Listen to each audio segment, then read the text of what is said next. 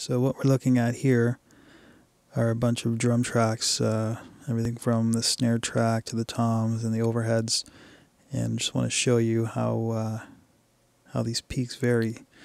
These are the graphic representations of the audio signal.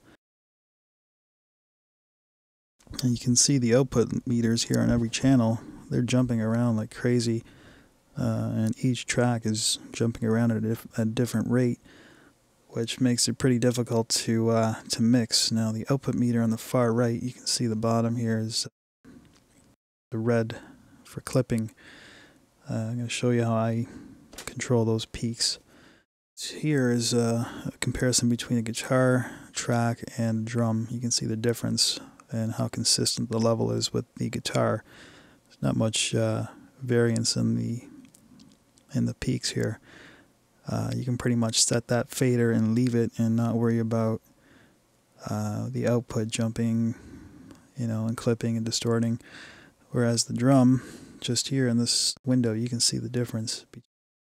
Not many drummers can hit a drum equally as hard every time, and then you have to consider your toms, kick drum, and overheads, cymbals.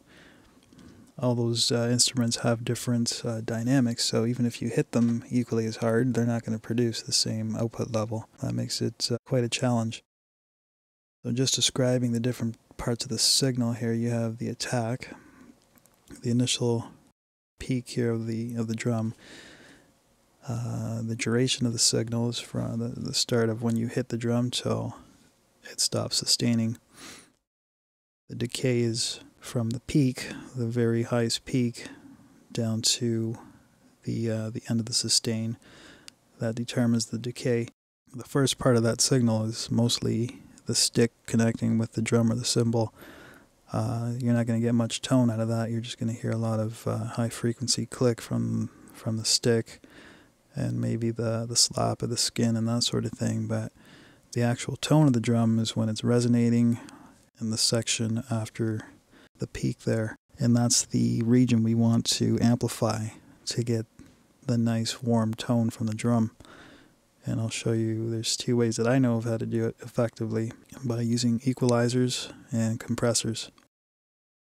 The duration of this drum, let's say, is from this point, your peak, and then your decay, sustaining, and then it ends at pretty much where that line is.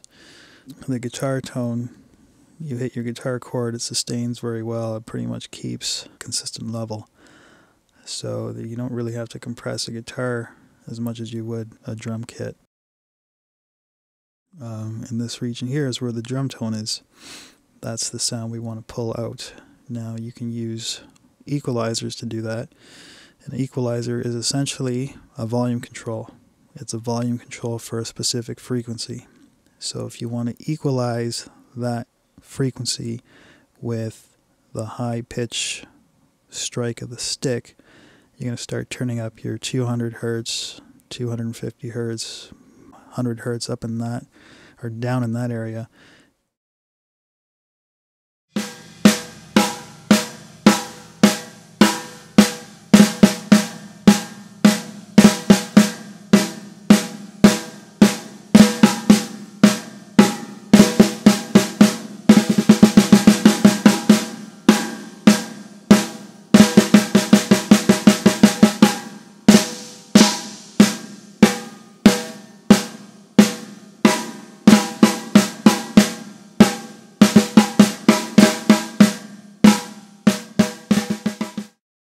So by turning up those equalizers, you're making those very weak, low frequency tones come up in the mix.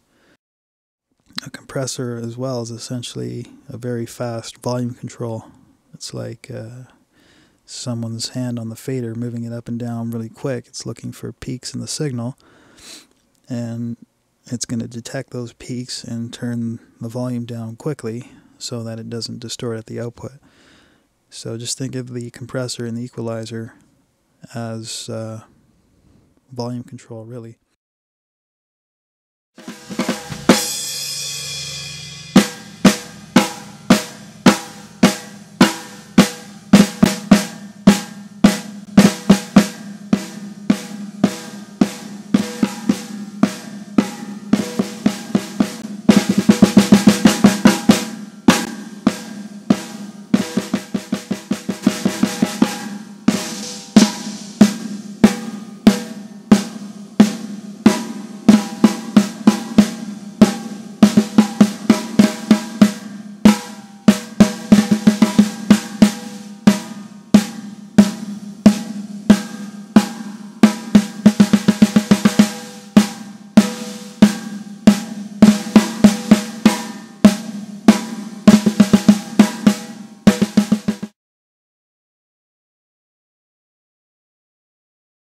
Ratio determines how much of the signal is compressed. So let's say I set my threshold to -30, and then I give it a 2-to-1 ratio.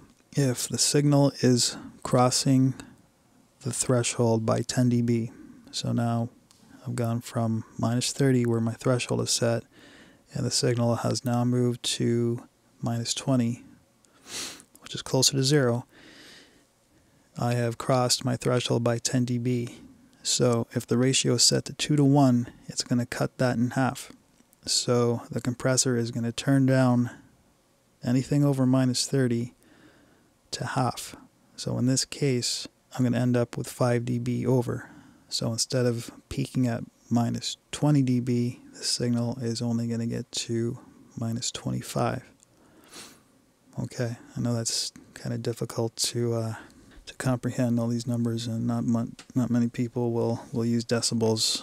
You can look that up on Google and understand how that works.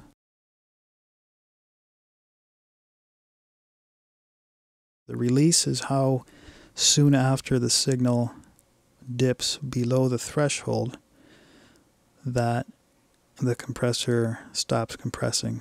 So once the peak goes below -30, let's say -31